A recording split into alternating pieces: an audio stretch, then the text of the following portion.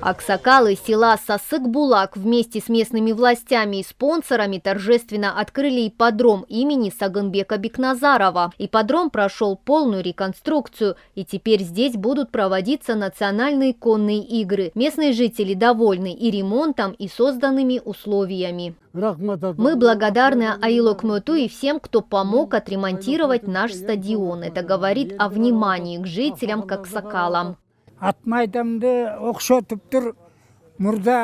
Раньше этот стадион называли то одним именем, то другим. Теперь стадиону дали имя Сагынбека Бекназарова. Этот человек с 16 лет служил своему народу, знал все, как свои 5 пальцев. Мы благодарны за это решение.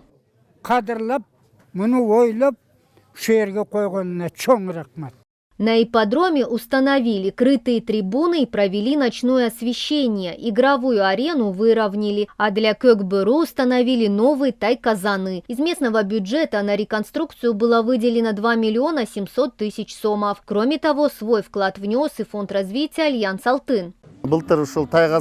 Тай-казаны были закуплены при поддержке фонда Альянс Алтын в прошлом году. В этом году на средства местного бюджета мы сделали планировку территории, засыпали ее песком, а также обеспечили ипподром трибунами. На церемонии открытия были вручены благодарственные письма и спонсорам, кто также внес вклад в реконструкцию ипподрома. Было собрано 150 тысяч сомов, на которые были организованы национальные спортивные игры. Мы организовали открытие ипподрома так, чтобы наши местные жители смогли отдохнуть от домашних хлопот, посмотреть наши народные соревнования, для проведения которых теперь есть все условия. Этот ипподром был у нас и раньше, но находился в запущенном состоянии. Например, вместо тай-казанов использовали большие колеса. Теперь же этот стадион отвечает стандартам для проведения национальных игр.